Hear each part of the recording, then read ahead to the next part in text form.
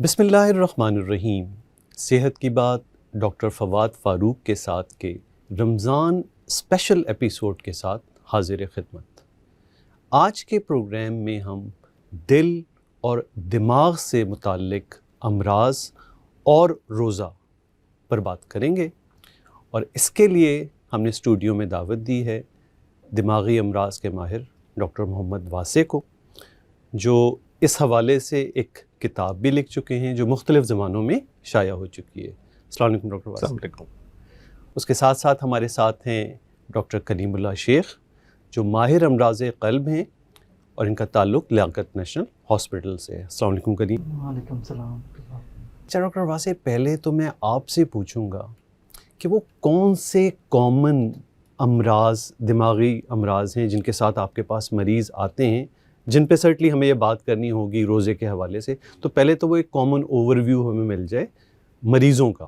جی، اس میں دیکھیں سب سے زیادہ کامن جو ہماری پریکٹس میں ہوتے ہیں وہ تو فالج کے مریض ہوتے ہیں، مرگی کے مریض ہوتے ہیں، اس کے علاوہ ڈپریشن کے مریض ہوتے ہیں، ٹھیک ہے، اس کے علاوہ جو دماغی امراض ہوتے ہیں جس کو الزائمرز کہتے ہیں، جو حافظے کی کمزوری کی بیماری ہے، پارکنسن ڈیزیز ہے، ٹھیک ہے، اس کے علاوہ اعصابی بیماریوں کے لوگ ہوتے ہیں جن کو مختلف نسوں کی اور پٹھوں کی بیماریاں ہوتی ہیں۔ صحیح۔ اور زیادہ تر دماغی امراض میں دو طرح کے لوگ ہوتے ہیں، ایک تو تھوڑی ینگ ایج کے ہوتے ہیں، ٹھیک ہے، اور دوسرے ایلڈرلی پاپولیشن ہوتی ہے جو 50 سے لے کر 70 80 صحیح، اور 90 سال تک کی عمر کے لوگ ہوتے ہیں۔ تو بہترین کہ ہم نے دو طرح سے تقسیم جی کر جی، دی، بالکل، قسموں کی بھی اور ایج کے حوالے سے بھی۔ بالکل۔ اچھا، اب اہم یہی ہوتا ہے کہ ان مریضوں کو کس طرح سے ہم اسیس کرتے ہیں اس حوالے سے کہ بھئی کس کو روزہ نہیں رکھنا، کون بالکل آسانی سے روزہ رکھ سکتا ہے، اور وہ کون سا مریض ہے جس میں باتوں کا خیال رکھنا ہوگا۔ مدارج میں ہی ہوگا، لیکن جواب ہمیں یہی چاہیے کہ یہ کیا ہے۔ دیکھیں اس میں ظاہر ہر پہلی بات تو ہے کہ ایک اصول سب پہ اپلائی نہیں ہوگا، ہر مریض ایک الگ اینٹیٹی ہے، اور اسی لیے ہم تمام مریضوں سے یہ کہتے ہیں کہ آپ اپنے ڈاکٹر سے مشورہ کریں کہ وہ آپ کو دیکھ کر یہ مشورہ دے کہ آپ روزہ رکھ سکتے ہیں یا نہیں رکھ سکتے۔ پہلی بات تو یہ ہے کہ اگر مریض شدید بیمار نہیں ہے، بیڈ ریڈن نہیں ہے، ڈیپینڈنٹ نہیں ہے، اس کو اس طرح کے ایشوز نہیں ہیں، تو پھر مریض کچھ نہ کچھ روزے ضرور رکھ سکتا ہے۔ صحیح۔ بعض مریض ایسے ہوتے ہیں جو پورے روزے رکھ سکتے ہیں، بعض مریض ایسے ہوتے ہیں جن کو ہم کہتے ہیں کہ آپ شروع میں کم روزے رکھیں، الٹرنیٹ ڈے رکھیں، اور آخر میں آپ پورے رکھ لیں، اور پھر ہم ان کو بتاتے ہیں کہ روزہ رکھنے کے ساتھ کیا احتیاطیں کرنی ہے۔ تو یعنی اہم چیز یہ ہے کہ مریض کو یہ بھی الاؤ کریں کہ روزہ رکھے وہ، کیونکہ ایکچولی روزہ رکھنا اس کی صحت کے لیے مفید ہے۔ تو ہم بھی یہ چاہتے ہیں کہ مریض روزہ رکھے، لیکن ہم یہ چاہتے ہیں کہ روزہ رکھنے سے وہ کسی مشکل میں نہ پڑ جائے اور کوئی خرابی نہ پیدا ہو جائے، تو ہم اس کو ساتھ ساتھ یہ بتاتے ہیں کہ آپ کو دوائیں کس طرح لینی ہیں، پانی کتنا استعمال کرنا ہے، اور کن کن چیزوں کا خیال رکھنا ہے، اور اگر خدا نہ خواستہ ایسی کیفیت ہو جائے تو روزہ توڑ دینا ہے، کیونکہ لوگ روزہ توڑتے ہوئے بھی بہت ڈرتے ہیں۔ تو اس لیے یہ ساری چیزیں ہم مریضوں کو بتاتے ہیں، اس سے پھر مریض کے اندر ایک کانفیڈنس پیدا ہو جاتا ہے کہ اس کو پتہ چل جاتا ہے کہ مجھے روزہ رکھنا ہے، کس ترتیب سے رکھنا ہے، کن احتیاطوں کے ساتھ رکھنا ہے، اور اگر خدا نہ خواستہ کوئی کمپلیکیشن ہو تو مجھے کیا کرنا ہے۔ اس جواب سے ایک بات کا تو اندازہ ہو گیا کہ ان امراض کے ساتھ روزہ رکھا جا سکتا ہے اور رکھنا چاہیے۔ ہر انڈیویجول کی سٹیٹس کو اسیس کرنا ہوگا، اور اس کے مطابق اس کے بارے میں فیصلہ ہوگا، اور میں انشاءاللہ ہر انڈیویجول مرض کے حوالے سے آپ پہ دوبارہ آتا ہوں۔ بالکل کلیم، اسی طرح ہمیں بتائیے کہ کامن امراض جو دل کے ساتھ لگے رہتے ہیں اور پھر آپ کے پاس وہ مریض آتے ہیں فریکوینٹلی، وہ پہلے تو کامن امراض آپ کلیئر ہمیں کر دیں کہ یہ مریض ہوتے ہیں، پھر ہم روزے پہ آتے ہیں۔ دیکھیں دل کے جو امراض ہیں نا وہ 3 حصوں میں ڈیوائیڈڈ ہے۔ ایک ایسے مریض ہوتے ہیں جن کو دل کی کوئی بیماری تو نہیں ہوتی، لیکن ان کو رسک فیکٹرز ہوتے ہیں جو ہم کامنلی دیکھتے ہیں، جیسے کسی کو ڈائبٹیز ہو گئی، ہائپر ٹینشن ہو گئی۔ ایک تو وہ پاپولیشن ہے جن کو ابھی دل کا مرض نہیں ہوا ہے۔ دوسرا مرض لیکن ان کو شوگر، بلڈ پریشر یا دوسری نوعیت کی ایسی چیزیں، کولیسٹرول اور یہ سب ہے۔ ٹھیک۔ دوسرا گروپ وہ ہے جن کو دل کا اسٹیبلش مسئلہ ہو چکا ہے، جیسے کسی کو ہارٹ اٹیک ہوا ہے، کسی کی اینجیوپلاسٹی ہوئی ہے، اور تیسرے وہ ہیں جن کو ایڈوانس بیماری ہو گئی ہے، جیسے دل کا پٹھا بہت زیادہ کمزور ہو گیا ہے، یا پھیپھڑوں کے نالیوں کے بہت زیادہ پریشر بڑھے ہوئے ہیں، جیسے پلمونری ہائپر ٹینشن کہتے ہیں۔ تو ان کو 3 حصوں میں ڈیوائیڈ کیے گیا ہے۔ اس میں بھی 2 طریقے کے امپیکٹ ہیں۔ ایک وہ مریض ہیں جو ایکیوٹلی بگڑے ہوئے ہیں، جن میں ایکیوٹلی کوئی ایونٹ ہوا ہے، کوئی فوری نوعیت کا ہارٹ اٹیک ہو گیا ہے، پھیپھڑوں میں پانی آیا ہوا ہے، یعنی فوری ابھی بیمار ہیں۔ ایگزیکٹلی۔ اور دوسرے وہ گروپ ہیں جن میں جن کو مسئلہ تو ہے لیکن پرانا چل رہا ہے، جیسے کسی کو ہارٹ اٹیک ہوا ہے لیکن انجیوپلاسٹی ہوئی ہے لیکن 2-3 سال ہو چکے ہیں پہلے ہے، ابھی دوائیوں پہ بالکل ٹھیک چل رہے ہیں، کوئی تکالیف نہیں ہے لیکن مرض ہے تو اس طرح سے 2 گروپوں میں یہ ڈیوائیڈڈ ہیں، جو اسٹیبل ہوتے ہیں اور ایک جو ڈی کمپنسیٹڈ ہوتے ہیں. یعنی دل کا مرض صرف ہونا اور اس پہ فیصلہ کرنا بڑا دشوار ہے جب تک کہ ہم یہ اندازہ نہ کر لیں کہ آپ کے مرض کا اس وقت سٹیٹس کیا ہے. اور ایک کیٹیگری تو وہ ہو گئی جو بلڈ پریشر، شوگر، کولیسٹرول، جن کو ابھی مرض ہی نہیں ہوا ہے. اب ڈاکٹر واسع میں ایک چیز پہ آتا ہوں کہ پہلی ریڈ فلیگ کہ وہ کون سے ہیں جو نہیں رکھ سکتے، دماغی امراض کے وہ مریض جو روزہ نہیں رکھ سکتے. دیکھیں اس میں ایک تو مریض وہ ہیں کہ جو بیڈ ریڈن ہے، جن کو فریکوینٹ فیڈنگ کی ضرورت ہے، جن کو فیڈنگ ٹیوب لگی ہوئی ہے، جن کو آپ کھانا پینا روک نہیں سکتے، جن کو فریکوینٹ دوائیوں کی ضرورت ہے. تو ظاہر روزہ تو ایک 13-14 گھنٹے کی فاسٹنگ ہے نا. تو جن مریضوں کو آپ 13-14 گھنٹے تک ہولڈ کر ہی نہیں سکتے کسی بھی دوائی سے یا فیڈنگ سے، وہ تو روزہ رکھ ہی نہیں سکتے. ان کے لیے تو قرآن میں اللہ تعالیٰ نے فرمایا کہ جو لوگ بیمار ہوں وہ بعد میں حساب پورا ان کا پورا کریں. تو وہ ان لوگوں میں آتے ہیں کہ جن کو اللہ تعالیٰ نے رخصت دی ہوئی ہے آلریڈی، بس ان کو فدیہ دینا پڑے گا. جی ان کو فدیہ دینا پڑے گا یا وہ بعد میں حساب کر لیں. لیکن یہ ہے کہ یہ وہ لوگ ہیں جو ایگزیمپٹ ہیں، اس کے علاوہ یا جو 12-14 گھنٹے تک جن کو آپ فاسٹنگ کرا نہیں سکتے، ان کو فریکوینٹ فیڈنگ کی ضرورت ہے، فریکوینٹ دوائیوں کی ضرورت ہے. اور اگر آپ ان کی فیڈنگ یا دوائیاں ہولڈ کر دیں 12-14 گھنٹے تو اس سے ان کی بیماری بڑھنے کا خطرہ ہے. تو پھر ان مریضوں کو روزہ ہم ریسٹرکٹ منع کر دیتے ہیں کہ آپ ان مریضوں کو روزہ نہ رکھوائیں. تو یہ بالکل واضح کیٹیگری ہے، اور یہ بڑا واضح طور پہ آپ کا ڈاکٹر آپ کو بتا سکتا ہے کہ یہ وہ مریض ہے جس نے روزہ رکھنا ہی نہیں. ویسے ان کے بارے میں لوگ سوال بھی نہیں کرتے، عام لوگوں کو بھی یہ بات کلیئرلی پتا ہوتی ہے کہ یہ مریض کا روزے کا سوال نہیں ہے. زیادہ تر ان مریضوں کا ہوتا ہے کہ جن کو پہلے بیماری ہوئی ہوئی ہوتی ہے اور اب وہ اسٹیبل ہوتے ہیں، وہ پھر آ کے ہم سے سوال کرتے ہیں کہ ڈاکٹر صاحب روزہ رکھ سکتے ہیں نہیں رکھ سکتے، کیونکہ ان کے حساب سے ان کی طبیعت صحیح ہے لیکن ان کو یہ نہیں پتا کہ روزہ رکھنے سے کوئی گڑبڑ تو نہیں ہو جائے گی. تو وہ زیادہ تر لوگ پوچھتے ہیں. جو بیڈ ریڈن کے ان کے بارے میں عام طور پہ لوگ سوال بھی نہیں کرتے کیونکہ کامن سینس بھی یہی کہتا ہے کہ ظاہر ہے ان کو تو روزہ رکھ ہی نہیں سکتے. نہیں بالکل کریم، بالکل اسی طرح دل کا وہ کون سا مرض یا کس اسٹیج پہ مرض ہے جس میں روزہ رکھنا خطرناک ہو سکتا ہے؟ دیکھیں جیسے ہم نے پہلے ہی بات کر چکے ہیں کہ ہم جو ہے نا ایسے مریض جو چاہے جن کو دل کا مسئلہ نہ ہو لیکن رسک فیکٹرز ہوں، جیسے کسی کو بلڈ پریشر ہے اور بلڈ پریشر کی بہت ساری دوائیاں لے رہا ہے لیکن بلڈ پریشر کنٹرول نہیں ہو پا رہا. اسی طرح سے ڈائبٹیز میں بار بار کسی کی شوگر کم ہو جاتی ہے یا بڑھ جاتی ہے، یا پھر انسولین کی بہت ہی ہائی ڈوز لینی پڑتی ہے. تو ایسے مریض انسٹیبل ہوتے ہیں. ان میں روزہ رکھنا، الدو ان کو دل کا اتنا مسئلہ نہیں ہوتا لیکن ان مریضوں میں دل کے مسئلے ہونے کے چانسز زیادہ ہوتے ہیں. تو اس کی وجہ سے جو ہے نا ان مریضوں میں روزہ نہیں رکھنا چاہیے. اب آتے ہیں جن کو دل کا مسئلہ ہوا ہے. اگر کسی مریض کو ہارٹ اٹیک ہوا ہے یا کوئی انجیوپلاسٹی ہوئی ہے تو 6 ہفتے تک تو ان کو روزہ رکھنے کی اجازت نہیں ہوتی ہے، کیونکہ ہمیں پتہ ہے کہ روزے سے فائدہ تو ہوتا ہے، اس میں تو کوئی دو رائے نہیں ہے، لیکن روزے رکھنے سے ایک دوسرا پہلو بھی ہے. جیسے ہم جنرلی ہر سال ہم دیکھتے ہیں کہ لونر منتھس کو فالو کرتے ہیں. رمضان شریف میں تو 10 دن کم ہوتا جاتا ہے. تو ڈفرینٹ قسم کے ویدرز میں روزہ، کبھی سردیوں میں آتا ہے کبھی گرمیوں میں. تو اگر گرمیوں میں روزہ آئے تو یہ 14 سے 20 گھنٹوں میں ہوتا ہے. تو کسی جگہوں پہ ایسا بھی ہوتا ہے کہ لمبا روزہ ہوتا ہے. تو آپ جغرافیکل کس ایریا میں رہ رہے ہیں، فار ایگزامپل ہمارا پاکستان کے لے کے ہاٹ ایریاز میں کہتے ہیں، اور اگر یہ اپریل مئی جون جولائی میں اگر روزہ آتا ہے تو ایک تو 14 گھنٹے کی فاسٹنگ ہوتی ہے، پھر یہ پانی اور نمکیات کی لمبے فاسٹنگ میں چینجز آتی ہیں جو دل کے مسائل کو بگاڑ سکتی ہیں. صحیح. تو یہ ضرور رکھنا چاہیے. کوئی فوری کسی کا انجیوپلاسٹی یا بائی پاس یا اس نوعیت کی چیز ہوئی ہوئی ہے تو اس کو پھر ذرا خیال کرنا پڑے گا. اچھا، اس طرح سے ڈاکٹر واسع جو لوگ رکھ سکتے ہیں دماغی امراض کے ساتھ، مختلف امراض، فالج لے لیں ہم یا مرگی لے لیں، ان کو کیا خیال کرنا ہے روزے کا؟ 3 چیزوں کا خیال کرنا چاہیے. پہلی بات تو یہ ہے کہ ان کی دوائیوں کی ہمیں ڈوزنگ پتہ ہونی چاہیے کہ دوائیں کس طرح لینی ہے. کوئی مریض اگر دن میں 3 دفعہ دوائی لے رہا ہے تو اس کے لیے پھر روزہ رکھ کے مشکل ہوگا نا، تو اس کو پھر آپ کو ایڈجسٹ کرنا پڑے گا اس کی دوائیوں کے ڈوزز کو. دوسری بات یہ کہ اب اس کے پاس ٹوٹل اگر 14 گھنٹے کا روزہ ہے تو بات ہے زیادہ تر فالج کے مریض یا تو شوگر کے مریض بھی ہوتے ہیں، جی ان میں رسک فیکٹرز ہوتے ہیں. زیادہ تر فالج کے مریض جو ہے نا وہ 6-7-8 گولیاں لے رہے ہوتے ہیں ایک دن میں نا. اب دوسری بات یہ ہے کہ ان کی جو رسک فیکٹرز ہیں وہ کتنے کنٹرولڈ ہیں.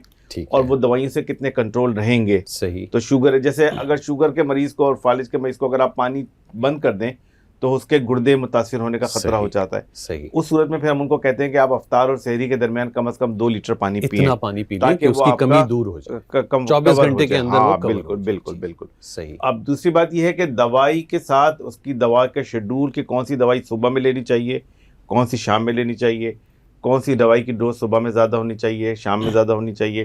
جو 1 ڈے والی دوائیاں ہوتی ہیں وہ زیادہ تر ہم سے کہتے ہیں آپ افطار میں لیں, سحری میں نہ لیں, تاکہ اس کے جو بھی فوری سائیڈ ایفیکٹس ہوتے ہیں وہ آپ کو فیس نہ کرنا پڑے. 2 ڈے والی ظاہر افطار اور سحری میں لی جاتی ہیں. پھر اس کے ساتھ ساتھ ہم اپنے مریضوں کو یہ بھی کہتے ہیں کہ آپ روزہ رکھنے کے ساتھ ساتھ بھی اپنی ایکسرسائز جاری رکھیے. صحیح. کیونکہ وہ ایک فالج کے اندر اور تمام بیماریوں میں ایک لازمی چیز ہے کہ لوگ اپنی ریگولر ایکسرسائز کرتے رہیں. تو یہ 2-3 چیزیں ریسٹرکٹ کرنی ہوتی ہیں اور ری ایشور زیادہ ہوتا ہے, کیونکہ ہمارے پاس زیادہ تر جو لوگ آ رہے ہوتے ہیں نا وہ ہم سے یہ پوچھنے کے لیے نہیں آ رہے ہوتے کہ ہم روزہ نہ رکھیں, بلکہ وہ چاہتے ہیں کہ روزہ رکھ لیں. تو وہ اس لیے ہم سے پوچھ رہے ہوتے ہیں کہ ہم کس طرح روزہ رکھ سکتے ہیں. ایک ہدایت ہم بعض فالج کے مریضوں کو دیتے ہیں کہ آپ سارے روزے ایک ساتھ نہ رکھیں, ٹھیک ہے, بلکہ ہم کہتے ہیں کہ پہلے عشرے میں آپ الٹرنیٹ ڈے رکھ لیجئے تاکہ آپ کی باڈی تھوڑا ایڈجسٹ ہو جائے, اور آخری عشرے میں آپ پورے روزے رکھ لیجئے. ٹھیک ہے. درمیانی عشرے میں بھی آپ اسی طرح الٹرنیٹ ڈے رکھ لیں, یا 2 دن رکھیں, 1 دن رکھیں. ورنہ کافی لوگ ایسے ہوتے ہیں کہ شروع میں روزے رکھنے شروع کرتے ہیں, پھر طبیعت خراب ہو جاتی ہے, پھر آخر میں کے سارے روزے نہیں رکھ پاتے. تو وہ اس ترتیب کے ساتھ بھی ان کے لیے آسانی ہو جاتی ہے. تو یعنی وہ لوگ روزہ رکھنا چاہتے ہیں, ہمیں صرف ان کو فیسیلیٹیٹ کرنا ہوتا ہے کہ کس طرح. اس میں اہم بات ہم عام طور پہ خود بھی دیکھتے ہیں کہ پہلے 5, 6, 10 روزے ذرا مشکل ہوتے ہیں, جسم اس کا عادی نہیں ہوتا, اور وہی 10 دن کے بعد آپ کو ایسا لگ رہا ہوتا ہے کہ اب کوئی مسئلہ ہی نہیں. تو یہی اصول مرض کے ساتھ لوگوں پہ بھی اپلائی ہوگا کہ اگر آپ تھوڑا سا رسکی ہیں تو شروع کے روزے الٹرنیٹ رکھ کے جسم کو اس کا عادی کر لیں, اور پھر بعد کے تاکہ آپ آسانی سے بجائے اس کے کہ شروع کے رکھیں اور پھر آگے رکھیں تو وہ خطرناک ہو جائے. تو یہ بڑی اہم بات کہ دوائیوں کی ترتیب بہت امپورٹنٹ ہے, اور اس میں ضروری ہے کہ رمضان سے 1-2 ہفتہ پہلے اپنے ڈاکٹر سے مل لیں, تاکہ وہ آپ کی کنڈیشن دیکھتے ہوئے شوگر کی دوائیاں کون سی کہاں رکھنی ہیں, بلڈ پریشر کی کس طرح کہاں ایڈجسٹ ہونی چاہیے, اور خدا نخواستہ ان دوائیوں کے نتیجے میں اکثر اوقات پرائر ٹو افطار کوئی پرابلم آتی ہے, یا تو بی پی کا کم ہونا یا شوگر کا کم ہونا, تو اس کے حساب سے کیا کر لینا ہے, تو وہ ساری چیزیں ہمیں فردر کرنی ہوتی ہیں. کلیم اسی طرح دل کے امراض, ظاہر سی بات ہے مختلف 4, 5, 6 دوائیاں تو مریض لے ہی رہا ہوتا ہے, تو وہ ان کن چیزوں کا خیال رکھنا ہے اس مریض کو جس کو آپ نے اجازت دی ہے روزہ رکھنے کی, کہ وہ پیچیدگیوں سے بھی بچے, اور کوئی پیچیدگی اگر آنی ہے تو وہ پہلے سے جج کر لے کہ بھئی یہ کچھ ہو رہا ہے تو گڑبڑ ہو رہی ہے. دیکھیں جو دل کے امراض ہوتے ہیں, جیسے ہم نے ابھی بات کی, اب ڈپینڈ کرتا ہے کہ مریض کس بیماری سے لاحق ہے. جیسے کسی کو اگر اسٹیبل کورونری آرٹری ڈیزیز ہے, ان میں تو 2-3 دوائیاں ہوتی ہیں, وہ آپ سحری اور افطاری میں ایڈجسٹ کر سکتے ہیں. لیکن ایسے مریض جن کو دل کے پٹھے کی کمزوری ہوتی ہے, جس کو ہارٹ فیلئر کہتے ہیں, دل کمزور ہے, وہ زیادہ تر مریض جو ہوتے ہیں پیشاب کی دوائیوں پہ ہوتے ہیں. اور آج کل کچھ ایسی دوائیاں آئی ہیں جو شوگر میں بھی یوز ہوتی ہیں اور ساتھ میں دل کے کمزوری میں بھی یوز ہوتی ہیں. جیسے ابھی میرے ساتھی نے بھی کہا کہ ایسے مریض ہوتے ہیں کہ جو 14 گھنٹے کی فاسٹنگ میں ہوتے ہیں اور وہ دوائیاں بھی لے رہے ہوتے ہیں, پھر ان میں پانی کی اتنی کمی ہو جاتی ہے کہ گردے کے فیلیور کا چانس ہوتا ہے. صحیح. تو اس کے لیے سب سے بیسٹ یہ ہے کہ کم سے کم 1 مہینہ پہلے اپنے معالج سے ملاقات کر لیں. اور میں تو اپنے مریضوں کو مشورہ دیتا ہوں کہ اگر آپ کو ضد تو بہت کرتے ہیں, اور کچھ مریض تو آ کے بتاتے ہیں کہ ہم نے تو سر روزے رکھ لیے تھے, آپ نے منع کیا تھا یا یہ کیا تھا, لیکن پھر بھی رکھ لیتے ہیں روزے, کیونکہ ہماری اسپریچول نہیں, وہی جیسے ڈاکٹر صاحب بتا رہے تھے کہ زیادہ مریضوں کی خواہش ہوتی ہے کہ وہ رکھیں, تو ہمیں پھر وہ ویز ڈھونڈنے چاہیے کہ کس طرح یہ روزہ رکھ کے سیف ہمیں فیسیلیٹیٹ کرنا چاہیے. میں ہمیشہ مریضوں کو کہتا ہوں کہ آپ شعبان میں جو ہے نا کوئی نفلی روزے رکھ کے روزے رکھنا شروع کریں, اور پھر جو ہے نا اس کی پریکٹس ہو جائے, اور رمضان میں آپ الٹرنیٹو پہ رکھیں.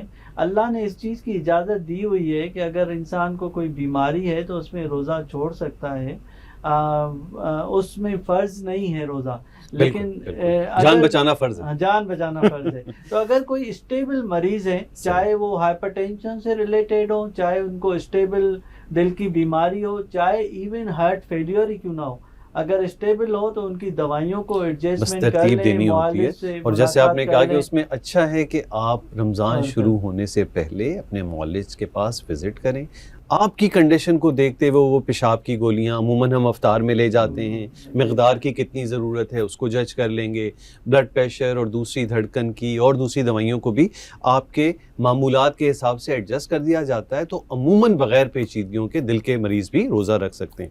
اچھا، ویسے تو اس موضوع پہ جتنی بات کی جائے وہ کم ہے کیونکہ مسائل کافی زیادہ ہیں۔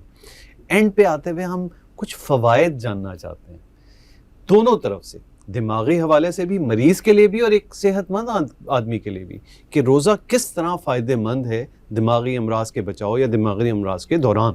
ڈاکٹر واسف، بہت یہ اس وقت سائنسی تحقیق کا ایک بہت بڑا موضوع ہے یہ، صحیح، کہ جس میں بہت کام ہو رہا ہے، خاص طور پہ امریکہ میں انسٹیٹیوٹ آف ایجنگ میں بہت کام ہوا ہے۔ صحیح، ایکچولی یہ پتہ چلا ہے کہ جو لوگ کم کھاتے ہیں یا جو لوگ انٹرمیٹنٹ فاسٹنگ کرتے ہیں، جو لوگ روزہ رکھتے ہیں، ان کی عمر لمبی ہو جاتی ہے، تو ان کی ایجنگ کا پروسیس تھوڑا سلو ڈاؤن ہو جاتا ہے، کیونکہ ان کا جو ڈی جنریشن کا عمل ہے صحیح، وہ تھوڑا کم ہو جاتا ہے۔ تو آپ کو پتا ہے کہ چونکہ مغربی دنیا میں لمبے عرصے تک زندہ رہنے کی بڑی شدید خواہش ہے، تو اس لیے باقاعدہ وہاں پہ تو اب انٹرمیٹنٹ فاسٹنگ کی کلینکس کھل گئی ہیں، صحیح، اور لوگ آتے ہیں انٹرمیٹنٹ فاسٹنگ کرتے ہیں، 12-14 گھنٹے بھوکے پیاسے رہتے ہیں۔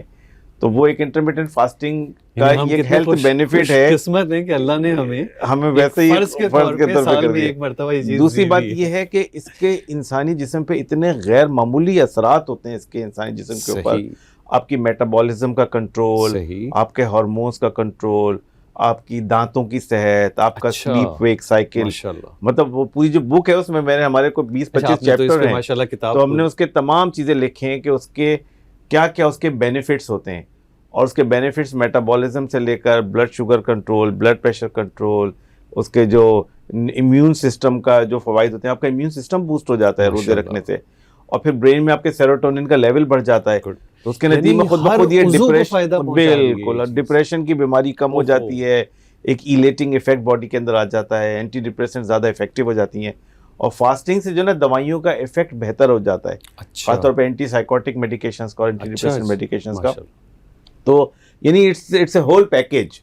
تو اس لیے جو اس کے بینیفٹس ہیں اس کے اوپر تو باقاعدہ کتابیں لکھی گئی ہیں اور لکھی جا رہی ہیں، اور تحقیق سے ثابت علمی شدہ تحقیق ہو رہی ہے، بالکل بالکل ہیومنز میں بھی۔ کوئی بات اس میں ایڈ کرنا چاہیں؟ اچھا، اس میں تھوڑا سا ان کے کیونکہ انفارچونیٹلی جو کارڈیو ویسکولر پرابلم ہے اور فاسٹنگ جو ہے نا ہم مسلمان فالو کرتے ہیں، تو ایسی کوئی دل کے حوالے سے کوئی رینڈمائز ٹرائلز نہیں ہیں جس میں یہ شو کیا جائے، لیکن جتنی بھی اسٹڈیز ہیں گلف کی یا ایکسپرٹ اوپینینس ہیں، اس میں تو کوئی دو رائے نہیں ہے کہ جو اسٹیبل مریض ہوتے ہیں ان میں جو ہے نا فاسٹنگ سے بہت فائدہ ہوتا ہے۔ کیسے؟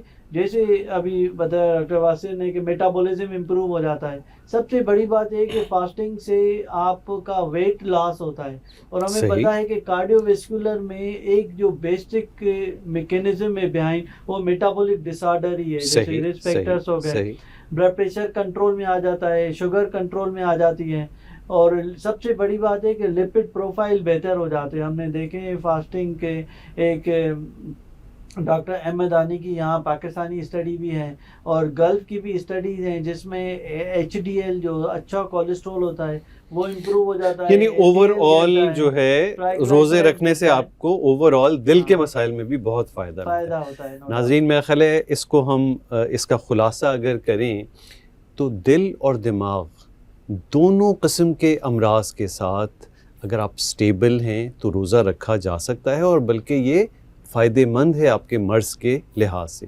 لیکن اہم بات یہ ہے کہ رمضان شروع ہونے سے پہلے اپنے معالج کو دکھا کے اپنی دوائیوں کی ترتیب کو مناسب کرنا، اور آپ کو روزے کے دوران کن باتوں کا خیال رکھنا ہے کہ کیا چیزیں ہو رہی ہوں تو آپ خطرے میں جا سکتے ہیں، فوری رابطہ کریں یا روزہ توڑا جا سکتا ہے۔ تو ان تمام باتوں کے بارے میں ہدایت اپنے معالج سے ضرور لے لیں۔